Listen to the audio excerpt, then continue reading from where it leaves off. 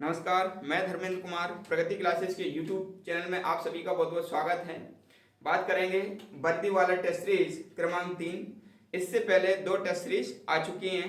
देख लेते हैं, काफी महत्वपूर्ण प्रश्न है। पहला प्रश्न है, सभी अम्लों में अनिवार्य रूप से कौन सा तत्व होता है? तो जितने भी अम्ल हैं सभी में H पॉजिटिव आयन होता है। जैसे कि हम देख लेते हैं कि मनुष्य के शरीर में जो HCl होता है, तो HCl में भी H क्या है? पॉजिटिव है और Cl माइनस है। तो ये H जो हाइड्रोजन आयन है वो सभी अम्लों में पाया जाता है। दूसरा प्रश्न देख लेते हैं। दूसरा प्रश्न है हमारा, भोजन में किस तत्व से ऊर्जा प्राप्त होती है? तो भोजन में जो ऊर्जा प्राप्त होती है ना, कार्बोहाइड्रेट से होती है और सभी पेड़ पौधों में कार्बोहाइड्रेट पाया जाता है। ठीक है, तो इसका आंसर हो जाएगा कार्बोहाइड्रेट।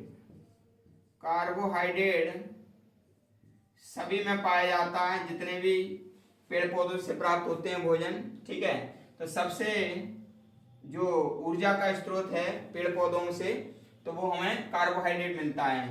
हालांकि जो वसा है उससे भी ऊर्जा मिलती है और प्रोटीन है उससे भी ऊर्जा मिलती है, लेकिन जो भोजन में किस तत्व से ऊर्जा प्राप्त होती है तो वो कार्बोहाइड्रेट है, तुरंत ऊर्जा मिलती है इससे। ठीक है, अगला प्रश्न देख लेते हैं, प्रश्न क्रमांक 3। और प्रश्न क्रमांक 3 है, दूध का पाश्चुरीकरण क्यों किया जाता है? ठीक है, तो दूध का पाश्चुरीकरण इसलिए किया जाता है जिससे कि उसमें जो बैक्टीरिया है, बैक्टीरिया द्विगुणन ना कर पाए, बैक्टीरिया की संख्या में वृद्धि ना हो पाए, इसलिए दूध का पाश्चुरीकरण किया जाता है ताकि वो अधिक समय तक जो है रखा रहे, अधिक समय तक रखा रहे।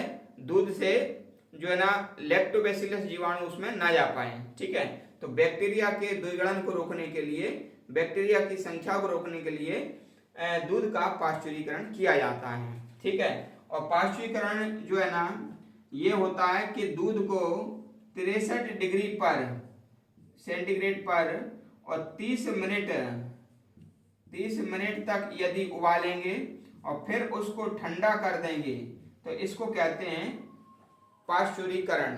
ठीक है, और इस क्रिया में जीवाणु पूर्णतः नष्ट हो जाते हैं। ठीक है, तो 30 डिग्री सेंटीग्रेड पर 30 मिनट तक यदि दूध को उबालेंगे और फिर उसको ठंडा करेंगे तो ऐसा दूध पाश्चुरीकृत दूध होता है और ये बैक्टीरिया इसमें नहीं होते हैं, पूरी तरह से बैक्टीरिया खत्म हो जाते हैं। अगला प्रश्न देख लेते हैं, प्राकृतिक वर्ण का सिद्धांत किसने दिया? तो प्राकृतिक वर्ण का सिद्धांत दिया है डार्विन ने।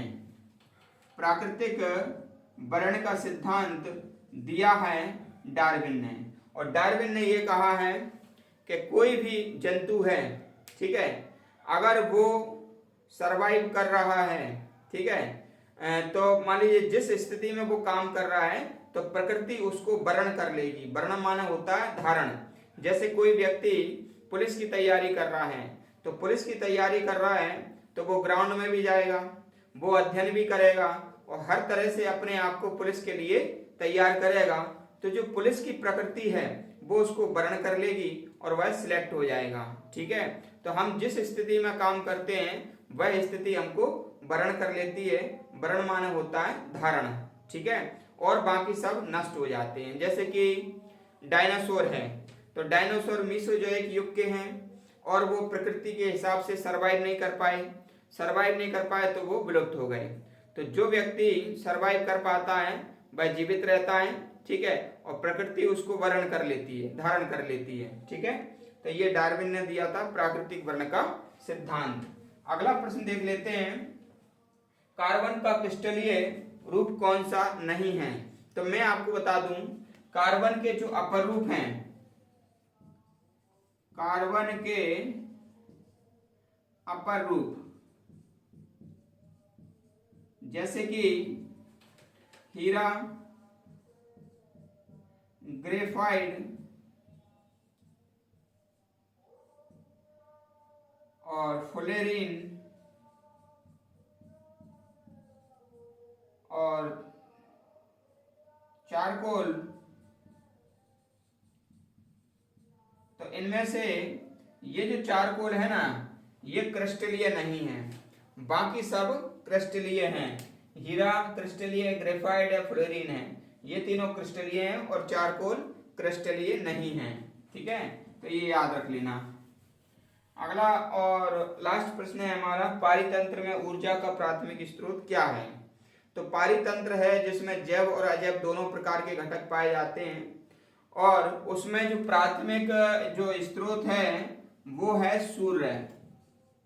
ठीक है ना, सूर्य में हाइड्रोजन का संयोजन होकर हीलियम बनता है। ठीक है, तो ये ऊर्जा इससे मिलती है, हाइड्रोजन के संयोजन से क्या मिलती है, ऊर्जा मिलती है। यह ऊर्जा पेड़ पौधे लेते हैं।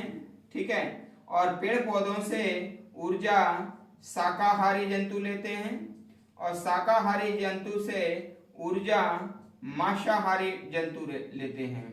ठीक है ना, मांसाहारी जंतु लेते हैं। तो इस प्रकार से पृथ्वी पर ऊर्जा का सर्वोच्च स्रोत है वह है अपना सूर्य। ठीक है, तो ये हमारी टेस्ट सीरीज क्रमांक 3 थी। विज्ञान और पर्यावरण के इसमें प्रश्न लिए गए हैं। आप लोगों को टेस्ट सीरीज कैसी लगी कमेंट्स करके बताएं और जो व्यक्ति नए हैं वो चैनल को सब्सक्राइब करें, अधिक से अधिक वीडियो को शेयर करें। सभी का बहुत बहुत धन्यवाद।